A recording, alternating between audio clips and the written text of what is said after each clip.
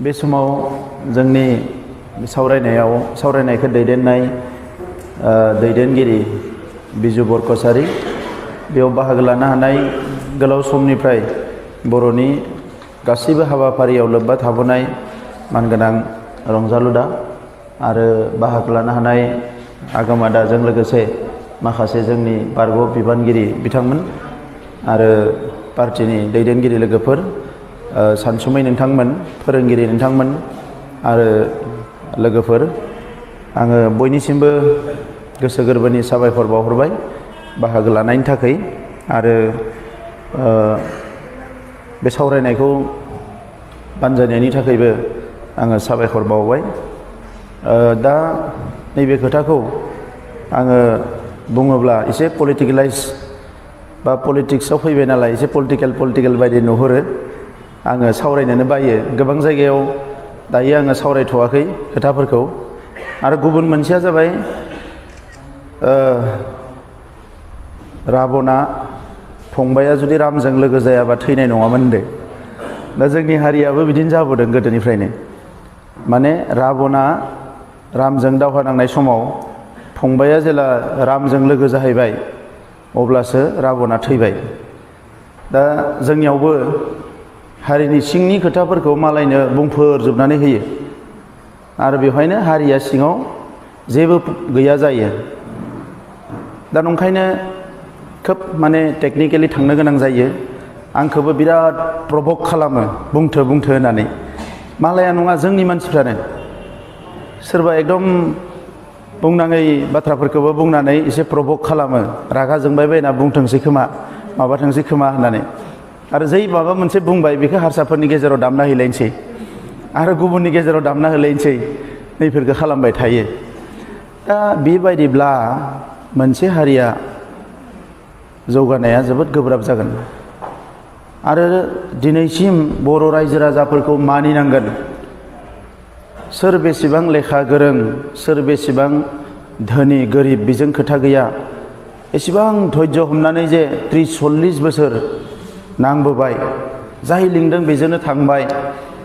बे मोनसे केरेक्टारखौ खिन्थु जोङो बयबो माने बाख्नायनांगोन बर' हारिनि दा नंखायनो दिनैनि समाव आंबो गियोसो लिडारफोरनि आखलखौ नुनानै कि बांद्राय सेल्फिश जानानै मालाबा हारिखौ बिराद अलखदाव खोख्लैगोन नामा आरो मालाबा बांद्राय थाबनो मोनजानो लुबैनानै माने बबेबा जिनिसफोरखौ एसे कमप्रमाइज खालामगोन नामा दा नैबेखौ एसे गिनाय मोनो दा आंखौबो बुंदों नैबे सुक्ति खालामनायनि थांखिया इलेक्सन गेलेनायल'मोन नामा बायदिसिना हेन टेन दा नैबे समाव आङो दायो पार्टियाव थायामोनब्ला गोबां खोथा बुंगौमोन आङो खारन गुबुन जायगायाव थानानै गुबुन खोथा बुंनाया थिग नङा जातीय एजेन्डाखौ लानानै दायो एबसु बर' साहित्य सभा गुबुन आफादफ्रा खामानि मावगोन जोंबो मावगोन पलिटिक्सआव थानानै नाथाय जोङो खोथाखौल' बारा बुंनाय नङा दा दिनै जाथिनि इस्यु पलिटिकेल इस्यु गासैखौबो लाब्रा खालामनानै मावनो थांनानै बिपिएबा ओरैबो प्रब्लेमाव खोख्लैगासिनो दङ बुंनाङै फंसे बाथ्रा बुंनोसै आंनि गोरबोजों मोनदांनायाव फार्स्ट टु लास्ट एनडिएफबिनि एकर्डखौ जानो बायोमोन हाग्रामा महिलारि मोना बे फेक दिनै एनडिएफबिनि लिडारफ्रा बेखौ मानिदा मानिया आं मिथिया किन्तु बियो फेक कि एनडिएफबि एकर्ड दिनै नङा 2020 नङा 2050 बाबो एनडिएफबिजों एनादार एकर्ड जानाङा बेवहायसो हाग्रामा मोना दङमोन ओंखायनो थांनाय इलेक्सनाव एनडिएफबिया सोरखौ गावथारदोंमोन बिनि मोनसे लिस्ट होदों हाग्रामाया बे लिस्टखौ होनांगौनि दरखारमोन ना थांनाय इलेक्सनाव होदों ओरैखौ गावथारदों होननानै बर' हारिनि बेजों एबसुआ लोगो जादों होननानै दा बे टटेल माने बे 20 बोसोरनि जुदि 20 बोसोर नङा 17 बोसोरनि जुदि गासैखौबो नोङो टन्न डेटफोरखौ नायजोबोबा बबे स्पिचआव मा बुंदों बेखौ नायजोबोबा बेखौ एकदम क्लियार बियो कि एनडिएफबिजों मोनसे एनादार एकर्ड जानायखौ हाग्रामा महिलारि चन्दन ब्रह्म बिपिएफआ लुबैयामोन मानो लुबैयैनि आन्दोआव मा दङ एनडिएफबिजों एकर्ड जाबा हाग्रामाया मा खहा जागोन चन्दन ब्रह्मआ मा खहा जागोन प्रमद बर'आ मा खहा जागोन सोरबा XYZ मा खहा जागोन एनडिएफबिआ हारिनि थाखाय नाङाखैमोन नामा एनडिएफबिआ हारिनि थाखाय नांदोंमोन मोजांखौ नों बुंगोन गाज्रिखौ नों गावनि होननानै बुङा गावनि दाय होननानै बुङा बे केरेक्टारा मोजां नङा जुदि सोरबा सासेया हारिनि थाखाय मावनो थांनानै बहाबा गोरोन्थिबो जाबाय बेखौबो नोङो एक्सेप्ट खालामनांगोन आरो बे खोथाखौनो आङो दिनैनिफ्राय 12 बोसोरसो सिगाङाव निउस लाइभआव सानसेखालि बुंदोंमोन जे आं ओरैबायदि पार्सन नङा ओरैबायदि मानसि नङा कि आंनि न'खरनि आंनि गामिनि आंनि जाथिनि सोरबा सेंग्राया गोरोन्थि मावगोन आं बिखौ माने आंबो आंनिबो दाय होननानै बुंफाना लाया आं एरायगोन बेबायदि मानसि आं नङा जुदि आंनि हारिनि सोरबा मानसिया गोरोन्थि मावदोंबा बेखौ आं मावनाय होननानै हमना लागोन आं आरो बेखौ कारेक्सन खालामनो नाजागोन हानायालागै कारेक्सन खालामनो नाजागोन दा दिनैनि समाव जोंहा धीरेन बर'दायासो सिनेमा बानायखांबाय थांखि गैयै समाज थांखि गैयै समाज नङा होमबा दा मानसिफोरखौ आं लामा आन्दायनाय बायदि नुबाय सानैसोखौ थांनाय समाव पुलिस मिलिटारिजों गावथारजानानै माजानानै जायगायाव थानो हायै आन्दलन खालामबोनानै इसेबां खस्थ' खालामबोबाय नैबे बिराद स्टेबल टाइमाव जोंखौ रावबो आसिबो थुनो हाया दा होखारनायाथ' सिगिनायाथ' बादो रावबो आसिबो थुनो हाया दा जोंखौ बै समावसो मानो जोंनि साफा सानै मानसिफ्रा एसेबां माने इनस्टेबल जादों मेन्टेलि आं हमनो हायाखै नैबे समाव जों मर स्टेबल जानांगौमोन आङो मोनसे खामानि मावनायनि उनाव बेखौ लोगो लोगो बावगारो आङो गोबां आंनि लोगोफ्रा बुङो बा नोंहाथ' दिनै बिराद खस्थ' जाबाय इमान गिदिर मास गेदारिं खालामदों सानसेया राजा लामायाव जिरायदों रेल लामायाव जिरायदों मोनाबिलियाव फन हरना बुङो नों रेस्ट लादो दे होननानै आङो मुभमेन्टनिफ्राय थांखांना न' सहैनायनि उनाव दुगैखांनायनि उनाव आङो जास्ट 10-15 मिनिट हारसिंनो हय साइडआव थांगोन बहाबा लामाथिं नायगोन माबा नायगोन 10 मिनिटआव आं बावगारलाङो बेखौ व्हाट हेपेन इन लास्ट 24 आवार्स लोगो लोगो आं सानो जे गाबोन मा मावगोन दा जोंहा मोनसे एकर्ड जालांबाय बे एकर्डआ जोंनो मोनसे एचिभमेन्ट होबाय बे एचिभमेन्टआ दिनै नङा गाबोन बियो फैखागोन आं मोनसे बिजनेस खालामबाय बिजनेसाव नों प्रफिट मोनबाय प्रफिटआ नोंनि आखायाव फैबाय बेखौ लानानै नों बारा अंक खालामनांला नेक्स्ट नों मा खालामगोन बेखौसो अंक खालामदो नेक्स्ट वाट बेसो जोंनि मोनसे कुइसन जानांगोन नेक्स्ट वाट प्रब्लेमाव गोलैबाय मानसिया बेखौ जों बोरै बोखांगोन आंनि लोगो सासेया बेरामाव गोलैना दोङो आंनि थांखिया बे जागोन नामा कि बिनि ओरै जानायखाय जाबाय जि जाबाय जि लोंबाय आरो दिनै आंनि थांखिया जाबाय बेखौ बेरामनिफ्राय बरननांगोन दा ससाइटिया बे अबस्थायावनो जोंहा दिनै 30 इयार्स थांबाय जोंनि आउटलुकखौ जोंनि मिशनखौ जोंनि भिजनखौ जोंनि नोजोरखौ कमप्लिट सोलायनांगौ दा बेवहाय नोङो दिनैबो जुदि आब' अनजालिजों आंजोंसो जुक्ति जालायनांगौबा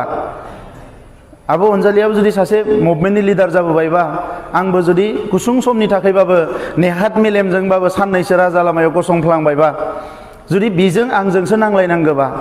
आं जुदि आंनि बिफा बैसोनि सानसुमादाखौसो आं क्रिटिसाइज खालामनांगौबा आरो आंनि बिफा बैसोनि सानसुमादाया जुदि आंखौसो टारगेट खालामना लाबायबा बे जाथियाव बोरै जागोन जोंनि बिदा फंबायनि गेजेराव जाबोआखै होमबा आंथ' खुनुदिन गसंहैयाखै जे सानसुमादानि एगेन्स्टआव कि नों नैखौ मावनाङा मानो गसंनो आङो आइ रेसपेक्ट हिम आइ अनार हिम खालि नैबे एकर्डआव बियो थाफानो मोनाखै माखासे कन्डिसन फैदों सिटुएसन फैदों जोङो नैबे समनि खामानि मावग्रा मानसि हिसाबै बे सिटुएसनखौ जों बुजिगोन 93 खौ जों बुजिया बै समाव जोङो टटेल मेकानिजमाव जों गैयामोन 2003 आव जोंखौ इनभल्भ खालामाखै जों बेयाव यां माने सेन्ट्रेल एबसुआव आं निउ कामारमोन आरो जों लुबैयाखैबो एन्ड आइ नेभार कुइसन आं जेब्लायबो सोङाखै मालाबाबो सोङाखै कि बिटिसि एकर्डआ गाज्रिमोन बिएससि एकर्डआ गाज्रिमोन खिन्थु जेला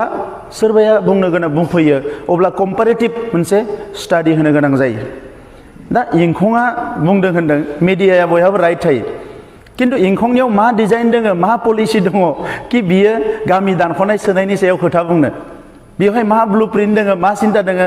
सोर मिथिगोन दा ब्लु प्रिन्ट होननाय सोदोबखौबो मालाया मिथिगोन दा बिसोरनो ट्रेन्सलेट खालामना गुबुननो हैगोन दा ब्लु प्रिन्ट दङ होननानै बर' गामिखौ दानखानो होआ दानखायोबा इंखंखौ हारसिं दानखाना लांथो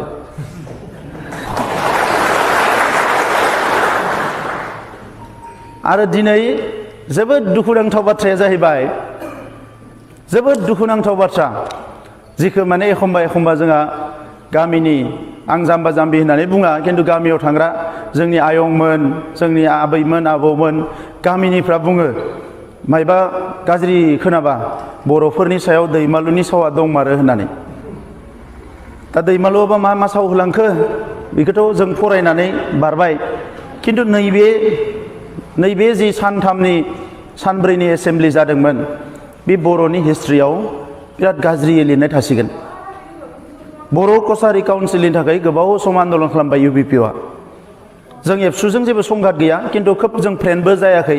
एबसुआ मानोना बै समाव एबसुआ गावहा मोनसे मिशन भिजन दंखायो। एबसुआ 100 बोसोर मावनाय बर' जाथिनि मिशन भिजन दङ। बेखौ दिनै जुदि लाइन टु लाइन फरायना होयोबा मालाया मिथिबा गाबोन खामानि मावनो हानाय नङा। सब एबसुखौसो आसि थुयो। आं क्रिटिसाइज खालामाखै, दिनै सेपारेट डाइरेक्टरेट जाफैबाय। 5 बोसोर सिगाङाव हपलेस जाबायमोन जोंहा, हपआनो गैलामोन सेपारेट डाइरेक्टरेट जागोन। आं बै समावनो सानदोंमोन न' बेथ' जेबो गिदिर जिनिस नङा, जाथारनांगोन बेयो। दिनै जाफैबाय। आरो आं बेखौनो बुंनो नागिरो नांगौबा राजखान्थि गारगोन खिन्थु हारिनि जिनिसखौ खुनु ओरै जानायखौ आंबो सयज' खालामनाय नङा। राजखान्थिया गिदिर जिनिस नङा, पावारा गिदिर जिनिस नङा। उइदाउट पावार जुदि जोङो मोनसे एग्रिमेन्ट खालामनानै एसेबां इउनिभारसिटि लाबोनो हाबायबा,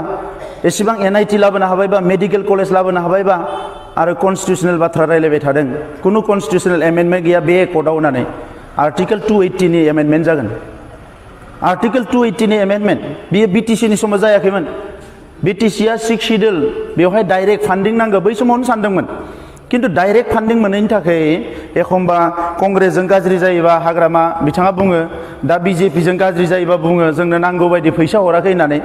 जे बेवहाय 12% मानसि थायो आसामनि नैबे BTCआव 32 लाख। बे 12% मानसि जि थायो, आसामनि बाजेटआ जेला 12,000 कोटि जायो अब्ला बेवहाय जोंनो बेसेबां हरनांगौ? 1200 कोटि हरनांगौ। खिन्थु मोनो 400 कोटि, मोनो 500 कोटि। बे खोथाखौबो लिगेलि बिसोरो डिबेट खालामनो हाया, मोनसे आर्गुमेन्ट खालामनो हाया। मानो? लाबनाय फैसाफोरखौ मोजाङै बाहायाखै, इउटिलाइजेसन सार्टिफिकेट हरनो हायाखै, फैसाखौ मन'जोबदों। अफिसारफ्रा मिथिगो, पलिटिसियानफ्रा मिथिगो, ओंखायनो सिखावनि सालाया गुसुं, बुंनो हायाखै बिसोरो। दा बिनि थाखाय दायखौ जोंनियाव जाबसिन हरो। नैबे 280 आर्टिकेल जि एमेन्डमेन्ट जानांगौ, बिनि थाखाय नर्थ इस्टनि जेसेबां 6 शिड्युल दङ बिसोरखौ लानानै बोसोरब्रै सिगांनिफ्राय जों एडभकेसि खालामनानै सेमिनार गागासिनो दङ, जाहाथे डाइरेक्ट फान्डिंखौ मोननो हायो। बे बिराद गिदिर मोनसे एचिभमेन्ट। दा दिनै रायजोखौ जुदि 10 बोसोर नेबावनो गोनां जायोबा, 5 बोसोर नेबावनो गोनां जायोबा, नैबे जिनिसखौ लाथ'नानै आरो NDPनि मुभमेन्टआ थेर बेथेर जालांनानै जोबस्लायस्लाय NDPनि मुभमेन्टखौबो जोङो जोंनि हारिनिनो मोनसे सोमावसारनाय होनानै, मोनसे रिकगनाइसन होनानै, सन्मान होनानै, अनारेबल मोनसे सलुसननि गेजेरजों लाबोनानै, मान सन्माननि गेजेरजों बिखौ दिनै एकर्ड मोनसे खालामनायाव मा एसेबां एलार्जि जादों? हाग्रायाव थानाय सानैसोया दाउ अमा बायदि होसो होसो गावथार जानांगौमोन। आरो दिनै बिसोर न'आव फैनायखौ मोजां मोनाखै। बिसोरो अपारेशनाथ' सोलिगासिनो दङमोन। एट एनि ममेन्ट अपारेशना आरो मोनसे सिरियास महर लागोमोन, गाबोन सेंग्राफोरखौ गावथारजोबगौमोन। बिनि उनाव मा जागोन? दा जिनिस मोनसेखौ बिसोरो गुबुन लाइनथि नायाखै बिसोरो। आरो मोनसेया जाहैबाय मा, मोनसे ससाइटिया जुदि बिराद गोबाव मोनसे बेबायदि अबस्थायाव थायोबा, माने आनसार्टेनिटि, गाबोन मा जागोन, समफोर मा जागोन, ससाइटियाव मोनसे बिराद गिदिर भेकाम फैयो। आरो बेखौनो साननानै BSc एकर्डखौ खालामदोंमोन, साननैसो लाथ'नानै जिरायनानै दावगालायगोन। बिनि उनाव दावगालायबाय, BTC एकर्ड मोनबाय। BTC एकर्डनिफ्राय आरो साननैसो जिरायलायबाय। 2010आव जों जागायबाय, 2010निफ्राय 20आव मोनसे एकर्ड जाबाय। नेक्स्ट जोंहा मा दङ? गावनो हाग्रामा महिलारिया सावरायग्राखौ बरायदों। एकर्डआनो थिग नङाबा मानो बरायखो एकर्ड खालामग्राखौलाय? आरो बिथांमोनखौ IBनि अफिसारफ्रा, हम डिपार्टमेन्टनि अफिसारफ्रा एकर्ड खालामनायनि सिगाङाव खनले रायलायदों बिथांमोनजों। दिनै जेबो मिथिया होनदों, रायलायदों बिसोरजों, आं मिथिगो। जेटा ट्राइबाल टक जायो दिल्लीयाव, माने केरल नार्जारी, रबिनसन मुसाहारिमोनखौ थिनहरदों BTCनि अफिसारफोरखौ, हाग्रामा महिलारिमोना। जोंनि प्रेजेन्सआवनो बिसोर जनानै नायगासिनो दङ गासैखौबो। आरो जेला मिथिबाय एकर्ड मोनसे जानो थांगासिनो दङ, अब्लासो हाखु दाखु खारलांनानै बिसोरो एकर्डा जानाङा, बिराद एकर्डखौ जानोनो होआमोन। अके, एकर्डा जानाङा, मा खालामनांगौ बेखौबोथ' बुं नोङो राजनिति खालामनायाव बिराद बिजि जाबाय, खिन्थु एकर्डा जानाङा, मानो जानाङा? आरो दिनै बर' कसारि काउन्सिलनि बिला फैखाबायमोन नैबे एसेम्ब्लियाव। खालि मोनसेल' जिनिसनि थाखाय फैयाखै, जेला बर' कसारि काउन्सिला बिथांमोना लिरदोंमोन BTCनि BTADनि बाहेराव बर' कसारि काउन्सिल जागोन। आरो बेखौ जोंनि गोदो गोदायनिफ्रायनो जि मोनसे डिसिसन दंखायोमोन सानजानि सिमा बारायनाय बै शब्दखौ जेला लिरनो होबाय कि सनितपुर आरो बिश्वनाथआ बर' कसारिनिफ्राय बाहेरायाव थानांगौ होननानै लोगो लोगो चन्दना बुंबायनो कि बिखौ जों बारहोआ आं गैया बेवहाय बिथांमोननि लिडारफ्रानो खोन्थाहरनाय बाथ्रा आरो जों उनाव गभर्नमेन्टनिफ्राय कुवेरि खालामना मोनजोब्बाय चन्दना माने चेलेन्ज खालामदों बे बिलखौ बारहोआ आं होननानै मा लस दङमोन बेहा दिनै धेमाजियाव बर' मिडियाम स्कुलफ्रा बिराद गाज्रि जाबाय लखिमपुरनि अबस्थाया गाज्रिसै फरायसाफ्रा दङ ज्राव ज्राव मास्टार होआ मरिगावनि स्कुलफ्रा थैजोब्बाय गवालपारानि स्कुलफ्रा थैजोब्बाय गाबोन बर' कसारि काउन्सिला जानानै जुदि 50 कोटि 100 कोटि मोनोबा एसेबाबो डेभेलपमेन्टआ जागोन आरो बे गामिखिनिखौ सोनायाव हाग्रामाया मा लस दोङो चन्दना मा लस दोङो बिसोरबोथ' सिलाय लानानैनो बे आन्दलनखौ खालामदोंमोन आरो दिनै जोङो गभर्नमेन्टखौ बाध्य खालामनानै नैबे एकर्डआव बे गामिखिनिखौ सोनो हानाय परिबेस फैबाय दिनै बेवहाय उल्था गसंबाय ओंखायनो आं बुंदों जे बे ब्लेक चेप्टार नैबे जि एसेम्ब्लिया जोंनि थाखाय मोनसे ब्लेक चेप्टार नैबे मोनसेया खिन्थु मोजां मोनसेया जाहैबाय मा डाइरेक्टरेटखौ जों मोनबाय लोगोसे बे एसेम्ब्लियावनो बुंबाय जोंनि एरियानि कलेजफोरखौ निड बेस माने गासैखौबो प्रभिन्सियेलाइज खालामजोबसिगोन आरो बिखौनो थांनाय नैबे 10 बोसोराव जोंनि मास्टारफ्रा प्रफेसारफ्रा फाइल लायै लायै बिनि न'आव थांलाय बिनि न'आव थांलाय बिनि न'आव थांलाय दिनैनो खाम्फानि न'आव दिनैनो शिबनि न'आव मालाबा लोगो हमहोआ मालाबा लोगो हमहोयो मालाबा मोजां रायलाया मालाबा जागोन दिनै एमपिनि न'आव थाङो जाया जाया जाया जाया जाया जोंखौथ' जोंनि खाथियाव बारा फैखायामोन मानोना जोंथ' स्टुडेन्ट इउनियनसो बिसिनि खाथियाव थाङो जायफोर मावनो हाग्रा रावबो मावनो हायाखिसै आरो बिनिखायनो बेखौ एकर्डआव सोनाय जादों बे एकर्डआव सोनाय जादों एकर्डआव सोनाय लोगो लोगो दिनै जुदि बिथांमोना सिदा आखाइजों मावाबा गाबोन जों सुप्रिम कर्ट खालामनाबाबो मावहोगोन बेयाव लामा दङ बे एकर्डआव आरो बेयाव चिफ मिनिस्टारनि सिगनेचार दङ बेवहाय अफिसारफोरनि सिगनेचार दङ बे एकर्डखौ इमप्लिमेन्ट खालामथारनांगोन ओंखायनो दाख्लै हम मिनिस्टारखौ आं थांनानै बुंदों जि एकर्डखौ नोंथांमोना गावनि गोसोजों लुबैनानै खालामबाय बे एकर्डखौ इमप्लिमेन्ट खालामगोन ना खालामा होनना सोंहैदों आङो अब्ला हम मिनिस्टारा बुंदों बिफर एसेम्ब्लि इलेक्सन जेसेबां क्लज दङ इमप्लिमेन्ट जानांगौ जों दायित्व लागोन होननानै हम मिनिस्टारा बुंदों स्वयं इन्डियानि आरो बिनि थाखाय दिनै एसेबां माने ओरै बुंनोथ' दरखार गैया मा लाब मोनगोन इखो आंखौ 1000 बार राय बेजों जुदि सोरहाबा लाब जायोबा खिन्थु आंखौ 1000 बार रायनानै नोंहा जुदि लाबानो जायाबा माने आं माने नोंहा रायनानै माथो खामानि मोननो नोङो दा नैबे जिनिसा मा जागोन टटेल हारिनि माने प्रब्लेमखौसो मालायनि सिगाङाव देखायनाय जायो दा बेखौ लासै फोजोबबोनांगौ मोनसे चेप्टार थांबाय जोंहा बै बिएससिआ मोनसे चेप्टारमोन दिनै भलेन्टियार फर्सआ फैदों आंनियाव बयबो ज्राव 800,000 दङ जोंनियाव 800 दङ बिथांमोना फैनानै बुंदों आंनि फिसालाखौ फरायनो हायाखिसै फिसाजोखौ फरायनो हायाखिसै बिटिसिआव जेबो मोनाखिसै खनसेनि थाखाय नों नायथारनांगोन होननानै माने भलेन्टियार फर्स बै 87नि आं बुंदों जोंनि सरकार फैयोबा नोंथांमोनखौ जों नायगोन आरो मोजाङैनो नायगोन गावनि आथिङाव गसंनो हानाय खालामगोन बे आंनि गेरेन्टि होनना बुंदों 800टा फेमिलिखौ नायनाया बारा गिदिर खोथा नङा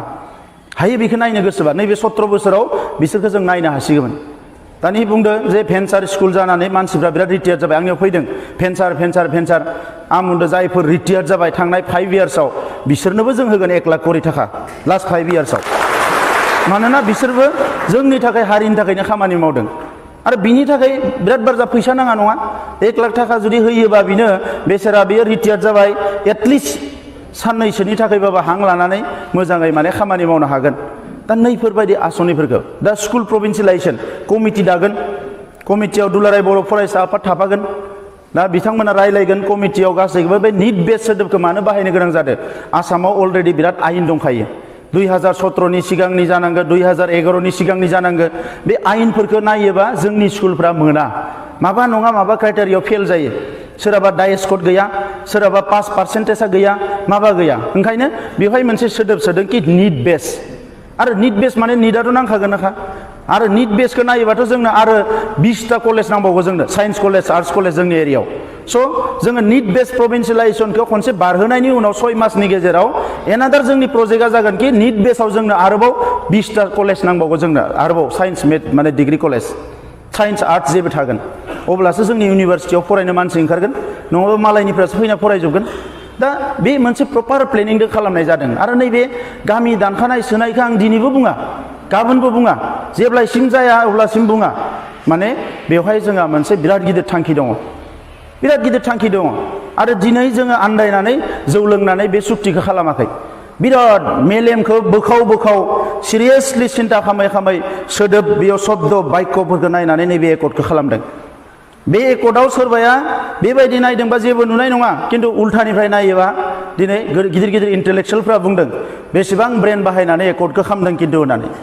बेवहाय दाख्लैबावै हारसाफ्रा बुंदों हा हुनि सोदोब लाखियाखै, खिन्थु बिटिसि एकर्डआव जि थाबाय बिखौ बेयाव नैयाव आरोबाव प्रेसार माने मा होनो एन्डर्स खालामनानै एसे सिस्टेमेटिकेलि बे बाथ्राफोरखौ बुंनाय जादों। जोङो बेखौ कनस्टिटिउसनेल एक्सपार्टफोरजों रायलायदों बबेखौ बोरै खालामनो बबेखौ। बे सिइअखौ बुंबाय थादो दा बिसोरो सिइअ मानो अफिसारा सिइअ जानांगोन, जे सिइअ जानाङा अफिसारा, बियो प्रिन्सिपाल सेक्रेटारियानो जानांगोन। खिन्थु सिगांनि प्रिन्सिपाल सेक्रेटारिया सोरबा माने सेक्रेटारि रेंकनि गाहाय रेंकनिफोरखौ हरना दोनहरोमोन, जायनि सायाव आरोबाव साथाम साब्रै अफिसार थाबावो। जायनि सायाव बे साथाम साब्रै अफिसारखौ बियो बुंनानै मानायनानै फाइल मोनसे मुभ खालामनो हाया। सिबाथ' थांखाया, मेजर फाइलखौ लानानै सिबानो थांनांगौमोन। बे स्टेट नङाथ' बे काउन्सिलसो, स्टेटनिया चिफ सेक्रेटारि थांगोन सोरबा थांगोन, जोंनियाथ' सिबाबो थांनांगोन ना, इएमजिएमआबो थांनांगोन ना फाइल लायै खामानिखौ मावनोबा, बिसोर थैनोबो थाङा। दा बिनिखायनो मोनसेबो जाया। दा नंखायनो जों सानबाय मा कि इयो आलादा रायजो नङाबाबो बेवहाय जाहाथे बिनि जि स्टेटास बियो गोजौ जायो, ओंखायनो जोङो गभर्नमेन्टखौ मानायबाय कि जेरैखि जाया जोंनि जाय प्रिन्सिपाल सेक्रेटारि होनना नाम होदो दायो बियो आसामनि एडिशनेल चिफ सेक्रेटारि रेंकनि जानांगौ। खिन्थु एडिशनेल चिफ सेक्रेटारि सासेखौथ' नों बेवहाय प्रिन्सिपाल सेक्रेटारि होनफैनो हाया नङा, आरो फारसेथिं एडिशनेल चिफ सेक्रेटारि होननाय पस्टआ जोंनियाव थानाय नङा, मानोना जोंहा आलादा रायजो नङा। फारसेथिं जोंनियाव सिएम गैया। दा सिएम गैयाबा जोंनियाव माने प्रिन्सिपाल मा होनो चिफ सेक्रेटारि थानो हाया बेवहाय। दा बिखौ माखासे बेवहाय लिगेल टार्म माबा टार्म बेफोरखौ नायजोबनानै थिग खालामनाय जाबाय। अके, दिल्लीनि अफिसारा बुंबाय जे जोंनो एग्रिखौनो खालामखाबाय जे नोंसोरनो सासे एडिशनेल चिफ सेक्रेटारि होनाय जासिगोन। आरोबाव जों बुंबाय आइजिपिजों जाया, जोंनि ल' एन्ड अर्डार सिटुएसनखौ नायनो जोङो आरोबाव बेयावबो बुंबाय जोंनो एडिजिपि सासे नांगो, एडिशनेल डिजिपि सासे नांगो। माने जों नायबाय कि सब जोबजोबखाना थानाय आरो उनाव जास्ट लिरना लाबानो जाबाय। बै लेभेलाव लांनानै जिनिसफोरखौ खालामदोंमोन। दिल्लीयावथ' मानायजोब्बाय जोङो, खिन्थु जेला नै बिसोरो हेंथा हेंथि खालामबाय बिपिएफआ, अब्ला आसामनि अफिसारफोरा स्कप लाबाय। अब्ला बिथांमोनहा बुंबाय जे जोंहा माने एडिशनेल चिफ सेक्रेटारिया जोंनियाव सर्टेज दोङो, नोंसोरनो हरबा कार्बि आंलंआव बिगोन, कार्बि आंलं हरबा डिमा हासावबो बिगोन। गोबां माने बिसोर मा नैबे माबाखौ लागायनो चान्स मोनबाय, माने जुक्तिफोरखौ। उनाव थाङै थुङै एकर्डआ बेबायदि जादों। दा नंखायनो जों बुंदोंमोन मा एडिशनेल चिफ सेक्रेटारिखौ जों मा बुंनो, अब्ला मोनसे मोजां टार्म नागिरदो। मा टार्म होनो जोङो? हेड एडमिनिस्ट्रेसन अफिसार होनो ना मा होनो होननायावनो चिफ एक्जिकिउटिभ अफिसार होननाया फैदों। बे चिफ एक्जिकिउटिभ अफिसार, एक्जिकिउटिभनि गेजेराव बे चिफ होननानै बे टार्मखौ लाबोदोंमोन। उनावथ' एडिशनेल चिफ सेक्रेटारि होआखिसै, बिखौ बिथांमोना बोखाराखिसै। दा बे जानानै थाबाय आरो जोंबो लाखिबाय। कारना जाबाय मा, गाबोन सरकाराव जिरायनायनि उनाव जोङो गभर्नमेन्टनो फार्स्ट प्रप'जेल हरगोन कि जोंनो प्रिन्सिपाल सेक्रेटारिनो सासे एडिशनेल चिफ सेक्रेटारि हर होननानै, जाहाथे लेभेला बेयाव थांना थाहैफिनो। खुनु मोनसे जिनिस कमप्रमाइज खालामनाय जानाय नङा। गभर्नरनि हाउस बिदोंमोन जोङो, बेबो दङ, लास्टसिम दङ। लास्टसिम गभर्नर भवन मोनसे होनो होननानै जोङो टकआव लांबाय थादों जोबजासे, एनडिपि प्रग्रेसिभ आरो जोङो एबसुनिफ्राय बै समाव लास्ट मुहुर्तआव बेबायदि क्रिटिकेल लगायनानै बिथांमोना बुंबाय जे गभर्नर हाउसखौ होनो हाया। जों बुंबाय अब्लालाय गभर्नरनो जिरायहैनो थाखाय गेस्ट हाउसबाबो माने गभर्नर राजभवन लेभेलनि मोनसे बानायनानै हो, जेरावनोखि गभर्नरा जिरायहैगोन जोंनियाव। दा बे जिनिसफोरा बिराद क्रिटिकेल खालामदों लास्ट मुहुर्तआव, नङाबा बे मोननै मोनथाम जिनिसा फैबावोमोन। दिनै नोंथांमोना इंगितखौ नुदों ना? आसामाव स्टाफ माने कलेज थायो, स्टेटफ्राव स्टाफ कलेज, जोंनियाव काउन्सिलावनो स्टाफ कलेज दङ दायो, एडमिनिस्ट्रेटिभ स्टाफ कलेज। बेखौ मा इंगित बुंदो बियो? जोङो माने बड'लेण्ड सिभिल सार्भिसखौबो हमथाबबाय थादोंमोन। लास्ट मुहुर्तआव होगोमोनबो, ओरैबायदि गुन्दुगुल हुलुस थुलुस लागायना होबाय बिपिएफनिफ्राय, एकर्ड जानाङा, एकर्ड जानाङा, एकर्ड जानाङा, एकर्ड जानाङा, उल्थां फाल्थां जाजोब्बाय गासैबो। ओरैबायदि धीरेन बर'आथ' खनसे दिल्लीयाव थांलाय, खनसे गुवाहाटियाव फैलाय, हाग्रामाया लिंहरो एकर्ड खालामनांला फैदो नोङो होननानै, आरो गुवाहाटियाव फैना बुंबाय आं जेबोखौनो मिथिया, आरो बिरलांलायनानै ओजों जोंखौ लोगो हमलायबाय, मा दोङो बुं, एकर्डखौ खालामनि, ओरै थांलाय ओरै फैलाय। एक्सुवेलि थांखि गैयानो मार जिनिसा। दा जों थांखि दोङो नालाय दोरोदाखै। 20 दिनालागै गान्धी पिस फाउन्डेसनाव एसि गैया मा गैया बे रुमाव जोङो उन्दुनानै खामानि मावदों। जोंहा मोनसे एकर्ड जानांगोन। आरो आं दिनै बुंनो सानो कि बर' जाथियाव नैबे जे एकर्ड, बियो एनडिपिनि थाखाय मोनसे प्रेजेन्ट। नैबे एकर्डआ सोरबाया बुंनो लुबैना लुबैया आं मिथिया दा एबसुआ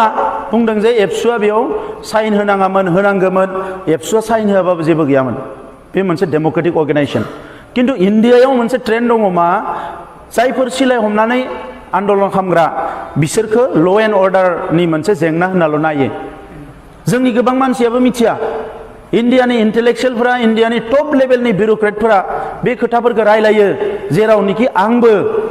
सासे एकदम जुनियर मानसिबाबो लेखा फरायनाया खमबाबो लास्ट 7 इयार्सआव इन्डियानि सिकिउरिटि मेटारखौ लानानै जेफोर सेमिनार जायो बेवहाय एखमबा आंखौबो लिंहरफादों आरो आंबो बेवहाय मोनसे लबि खालामनानै हाबदों जेरावनोखि आङो एसे बुजिनो हायो जे इन्डियाया बोरै सोलियो नङाबा जोंखौ नायग्रा गैया ना जोंहा दिल्लीयाव आइएएस अफिसार दङ ना एमपि दङ ना मा जोंहा मन्त्रि दङ ना सोर दङ रावबो गैया जि साफा सानै थायो बेबो गावनि जायगायावनो बेस्थ' खारन गावनि जायगायाव गिदिर गिदिर खोथा बुङो ओजों national international seminar constitutional मेटारफोरखौ debate खालामनो हाया बेफोराव हाबनो हाया दा नैबे जिनिसफ्रा मोनसे भेकाम जानानै दङमोन आरो बेवहाय आं बिराद मोजाङैनो बुजिदों जे दिनै जे एनएसिआरनि एकर्ड जायाखै मणिपुरनि माने 28टा 29टा उग्रपन्थी संगठनजों एकर्ड जायाखै 1 लाख केदार थानायनि उनावबो मावबादिफोरजों जेबोआनो जायाखै बै जिनिसफोरखौ आं बेवहाय नुनानै बुजिजोबदों कि जेसेबां गिदिर अस्त्र लाग्रा संगठन जा बेखौ ल' एन्ड अर्डार मोनसे सिटुएसन होननाल' नायो बे आदिबासि माबा माबि फिसा फिसा संगठनफोरखौथ' माला सिजफायार खालामनाय सोर बहा दङ हिसाबानो गैया खैथा दङ आनलानो माबानो आपानो केल'नो हेननो खुनु हिसाबानो गैया गभर्नमेन्टनियाव बिसोरो बेसराफोरा नेगासिनो दङ जोंहाबो सिजफायार गाबोन जागोन समफोर जागोन दा आंनोसो मेम'रेन्डाम होफैगासिनो दङ सार जोंनिखौबो रायलायना हो जोंनि स्टेफेनखौ बिना हो जोंनि केसफोरखौल' उइद्र' खालामनानै होदो जों होमबानो गारनोसै दा नैबे अबस्थाया बिदि जागासिनो दङ बे देशआ बिराद गिदिर देश आरो बैयाव जिरायग्राफ्रा जोंनि आइ आफा नङा सासे आइ आफा नङै मानसिखौ नोंनि खामानि मावहोनाया एसेबां गोरलै नङा दा बे खामानिफ्रा जोंनि बे एमपिफोरनिमोन एमएलएफोरनिमोन मन्त्रिफोरनिमोन जायफोर पलिटिक्सआव बिराद माने गोजौआव थांबाय मिथिजोब्बाय बिसोरनिमोन खिन्थु बिथांमोना दिनै मा खालामबाय टटेलि बे एजेन्डानिफ्राय गोजानाव थानानै आरोबाव गुबुन एजेन्डायाव खामानि मावग्रा मानसिफोरखौसो फुंनि मोनानि टारगेट खालामनो हमबाय बेबायदिबा हारियाव गाबोन सोर रिभलुसनारि ओंखारनो सोर लिडार ओंखारनो गाबोनो सोरबाथ' गाबोन ओंखारफिननांगोन सासे खिन्थु दिनै नोङो जुदि खास्रि बिस्रि मोनसे खामानि मावनायनि उनाव बेखौ एनकारेज खालामनो गारनानै नोङो 100% जुदि डिसकारेज खालामोबा बोरै जागोन दा दिनै बुंग्राफ्रा दिनै बुंदों आं जों रायजो बिफिनगोन मा बिफिनगोन ओंखारलाय लामायाव नायनि सोर सोर हायो गावसोरनि गथ' गथायफोरखौ फरायहोजोब्बाय गावसोरा जेबो गैला जिबनाव चेलेन्ज जेरैखि जाया सोलिलांसिगोन बै समाव आरो आरामसे जिरायनानै बुंगासिनो दङ बे मावनाङामोन बे मावनाङामोन फैलाय नों मावफै नायनि नों मावनायल'जों जानाय नङा दिनै ससियेल मिडिया फैबाय बाथ्रा फंसे बुंबा 1000 लाख मानसिफ्रा नायगोन ओरै जागोन गोबां मानसिया जिहेतु सिरियासलि साना नाथाय बिनि इम्पेक्ट बिनि कनसिकुवेन्सेसखौ नायनांगोन दिनै जोंनि आखायाव मानसि दङमोन आन्दलन खालामनो होनबा आरो बोसोरबा खालामबावनो हायोमोन खारन जोंनि नैबे आन्दलनाव मानसि थैयाखै जेल जानाङाखै मोनसे नर्मेल सिटुएसनाव जों लाबोबाय थादों कि प्रेसारखौ डेम'क्रेटिकेलि होनांगौ होननानै आन्दलनखौ आरो खालामबावनो हायोमोन स्टेमिनाया जोबाखै खिन्थु नैबे मोनसे ओरैबायदि सिटुएसन फैगासिनो दङ जाय सिटुएसनाव जोङो बेखौ हारभेस्ट खालामनांगौ बेखौ जेरैखि जाया लाथारनांगौ जोङो नैबे जिनिसखौसो खालामदों दा नंखायनो दिनै जेफोर उल्थां फाल्थां खोथा बुंदों बेयो बिराद आनफर्चुनेट आरो जेफोर क्लजफोरनि खोथा बुंदों जोंहा दानि सासे फंबाया मोननैसो खोथा बुंदों दा बेखौ नैबे एकर्डआव थांनाय 40टा जि डिपार्टमेन्ट जों मोनदोंमोन बिनिनो मोनसेखौ होआखै रिलिफ एन्ड रिहेबिलिटेसनखौ दा बियो डिजास्टार मेनेजमेन्ट होननानै बेखौ बाहायो दा बिनि बादै जिखिनि जोङो माखासे जोङो डिपार्टमेन्ट मोनबावदों किसुमान डिपार्टमेन्टआ हाबमोन एग्रिकालसाराव इडुकेसन गैयामोन इरिगेसनाव माने माबाया टेक्निकेल गैयामोन जोंनियाव ट्रेड एन्ड कमार्स गैयामोन इन्डास्ट्रिया जोंहा एकदम माने स्मल स्केल माने इन्डास्ट्रिल' दङमोन पन्सायत लेभेलनि बिखौ जोङो मिडियाम इन्डास्ट्रिखौ सोफाबाय जाहाथे एसे बिजनेस खालामनो हायो आरो ट्रेड एन्ड कमार्स डिपार्टमेन्टखौ जोंनो नांगोन मानोना टेक्स कालेक्सन बायदिसिनाफ्राव बे डिपार्टमेन्टनि गेजेरजों जों खामानि मावनो हागोन बेबायदि गोबां जिनिसफोरखौ कनस्टिटिउसनखौ नायै जिखिनिखौ मोनो जेरैखि जाया जोङो बेखौ बिख'नानै लाबोनायनि थाखाय नैबे खामानिखौ मावदों दा नंखायनो बेवहाय जेबो गालाङाखै नैबे जिनिसखौ खिन्थु दायो एनादार जिखौ बुंदों कि जोंनि टारगेटआ बैसोमोन नंगौ गासैबो जोंनि टारगेट माखासे जिनिसनि माने मा नायनांगोन इमप्लिकेसन बिनि जि मोनसे बिनि जि दानि जि एक्जिस्टेन्स बेफोरखौ नायनांगोन कि जोंहा बेजों मा जागोन मा जाया दा नंखायनो मानगोनां इन्टेलेक्सुयेलफोर नोंथांमोन आङो गोबां खोथा बुंनो सानाखिसै हारिया मोनसे गोब्राब थासारिजों फैदों दाबो जुजिगासिनो दङ जुजिनाया नों राजा लामायाव ओंखारबाल' जाया सिङावबो जुजिनाया सोलिबाय थायो दा बै जुजिनायाव जोंनि इन्टेलेक्सुयेल जोंनि साननाय हनाय बायदिसिनाफ्रा जुदि माने मा होनो कालेक्टिभ जायाब्ला ज' जायाब्ला मोजां साननायफोरखौ जुदि जोङो माने मा होनो इखो बासिख'नानै जुदि जोङो इउनाइटेड खालामनो हायाब्ला बेबायदि साफा सानैनि गोदाव सोराव बुंनाय खोथाफोरजों बिराद आनफर्चुनेट आं मुंफोरखौ लानो बिराद लुबैथारा दाख्लै बावैनि इन्टेलेक्सुयेलफोरखौ नायदो जाय एकर्ड जाखालि बिराद रंजाबाय जोंनो फन हरबाय बे मानसिफ्रा दा लासै बै माने जोंहा महिलारि सारा बै गौरां हटेलाव मिटिं खालामनायनि उनाव खोथाफ्रानो सोलायजोब्बाय उल्थां फाल्थां थुनलाइ आफादखौ आङो बिराद अनार होयो गोसो गोरबो सिंनिफ्राय थुनलाइ आफादखौ होयो माने थुनलाइ आफादनि लिडारफोरखौबो होयो दा दिनै आं राजखान्थियाव फैबाय होननानै जे थुनलाइ आफादखौ आंजों फैयाबानो रायनांगौ बखिनांगौ आं बिदि मालाबाबो बुंनाय नङा बाट आइ रिकुवेस्ट आं खावलायो आंनि गोसो गोरबोनिफ्राय कि मोजां गाज्रिखौ बयबो सायख' बिजिर मोजांखौ मोजां होन गाज्रिखौ गाज्रि होन कुनु मोनसे देशा कुनु मोनसे दुनियाया माने गाज्रिजों दानानै बिसोर साक्सेस जानो हायाखै मोजांजोंनो दानांदो बयबो ओंखायनो मोजां लामायाव थाग्राफ्रा सैथोआव थाग्राफ्रा साननै खस्थ' मोनो सानब्रै खस्थ' मोनो दा बेखौ रामायण महाभारत फरायग्राफ्रा मिथिगो माने पान्डबा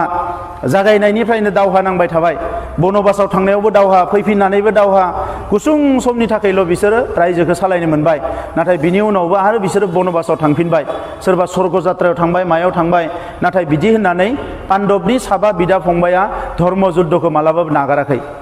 बिथांमोना धर्म जुद्धखौ नागारनायमोनबा कौरबा मात्र द्रौपदीखौल' नङा बै समाव गोबां आइजोफोरखौ बिसोरो नस्थ' खालामगौमोन धोरोम होननाय जेबो जिनिस थानाय नङामोन दा दिनै जोंनि हारियावबो मोनसे सेक्सन ओंखारदों बिसोरो जौ जुवाजोंसो मोजां मोनो गुबुन खोथाखौ आं बुंला बियो आं हारसिंनो आङो दिनै आं उमुगाव थांना थाहैनोसै साख्रि मावहैनोसै जाहैनोसै होनना थांलांनो हायो आङो राजखान्थि खालामथारनांगोन होननाय जेबो बायद'गता गैया जि एफा एनै सोलोंबाय हारिया अननानै खामानि मावनो चान्स होबाय दिनै मानसिफोरजों सिनायलायबाय माखासे फिल जाबाय रायलायलायनानै गाबोन खामानि मावनानै आंनि बिसि फिसा लानानै आं खामानि मावना जालांनो हायो किन्तु हारि मोनसेनि थाखाय जों बयबो मोनसे कमिटमेन्टआव फैदोंब्ला जोङो मानो सोरबा सासेया बुंनाय सोरबा सासेया माने गन्डगल खालामनाय बेजों मानो फासयलांनांगौ जोंलाय मोनसे कमिटमेन्ट थानांगौ जोंहा कमिटमेन्ट थानांगौ ना गोथैयासो दै दाहारजों गोजावलाङो ना गोथाङा किन्तु दै दाहारनि उल्था सानस्रियो दा नंखायनो दिनै गोबाङानो बुंनो नागिरो दानो आं डिसिसन लायाखै र' सरकारा सोर फैगोन आं बिनि डिसिसन लागोन आरो गोबाङानो बुंनो नागिरो नायग्रोनोसै मा जायो न' नों मावनांगोन पलायन बादि जायोबा जाथि दानो हानाय नङा मालायनि सायाव सोनारनानै डिपेन्डेन्ट जायोबा जाथि दानो हानाय नङा गाव पंगु जायोबा जाथि दानो हानाय नङा जेखौ भुपेन हाजरिकाया मेथाइ खनलांदों दा नंखायनो नैबे समाव मोनसे कमिटमेन्ट नांगौ जोंनो स्ट्रं मोनसे कमिटमेन्ट डिटारमिनेसन नांगोन जोंनो जेखौनोखि गोदोनिफ्राय लिडारफ्रा बुंबोबाय लेक्सार होबोबाय आरो दिनै जोंहा बे डिटारमिनेसना गैया जायोबा किन्तु हारिया थेर बेथेर जागोन दा नंखायनो नैबे समाव बयबो सानलायनांगौ बेवहाय सोरबा लाजिलायनाय माबालायनाय बेबायदि खोथा थानाङा दिनै सेपारेट डाइरेक्टरेट मोनबाय जोंहा बेखौ लानानै खामानिखौ मावनांगौ बिटिसिआव मोनसे डाइरेक्टरेट दङ ओरैबायदि खालामबाय बिदा फंबाय माने फंबाया एजुकेसननि इएम बिदाया डाइरेक्टर थांनाय बेसेबा गोलाव बोसोर जेबो गैया पलिसिया जेबो गैया दा बेबायदि अबस्थाफ्रा दिनै जाबोदों जोबोद दुखुनांथाव दा नंखायनो बुंगौमानि लावगो दुखुबो थाबाय नालाय बुंनो लुबैयो एखमबा माने आंहा रावनिबो सायाव गाज्रि मोननाय गैया आरो दाबो जेसेबां कुकाराव माने सिटी मारिनानै आंखौ फुदुंनो नागिरबाबो फुदुंनो हानाय नङा मानोना आंनि दुनिया एसे आलदा दुनियाव थायो आङो आरो बे दुनियानिफ्राय आं कुनु दिन ओंखारनाय नङा ओंखायनो खामानिखौ मावलांगोन जेब्लासिम माने दम थागोन मावगोन इलेक्सन जेननाय देरहानायाथ' कुनु दिन गिदिर खोथा नंखाया खामानि मावनो थांनायाव घात प्रतिघात फैयो किन्तु 17 बोसोराव बिपिएफआ जेरैबायदि जेबोखौनो मावबोआखिसै होनना बुंबाबो गोरोन्थि जाया जुदि 5 बोसोर इउपिपिएलआव मोनोबा आरो जोंबो बेवहाय दङबा माखासे दायो लाइमोनफोर हाजाराव नङा दायो लाखावसो फैबाय लाइमोनफ्रा बिए एमए पास गासैबो जइन जाजोब्बाय पार्टियाव आं सानदों बे लाइमोनफोरखौ बे युथ बिपिएफ बायदि बिएसइउ बायदि जों बाहायनाय नङा बिसोरखौ मोनसे प्रपार जायगा होनानै बिसोरनि नलेजखौ जाहाथे फुल्लि एक्सारसाइज खालामनानै हारिखौ जौगालांहोनो हायो जोङो बेबायदि खामानिखौ बाहायगोन बिसोरखौ जों मिसइउज खालामनो होनाय नङा बिसोरखौ आङो कुनु दिन जौ लोंनो होनाय नङा आंनि मेगन सिगाङाव गोलैबा आं जौ लोंनो होनाय नङा कारन बिसोर आंनि फंबाय बिनानाव आरो बिसोरनि सायावनो जोंनि जाथिनि भबिष्यतआ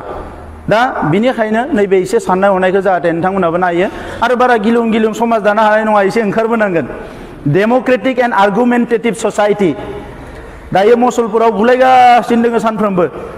बे सेम बुलायनायखौनो बेसेबां बुलायबावनो माबायदि कामान होयो ब्रेना कि नाङा फाङा सासे मानसिखौ सौना होनो नङा होमबा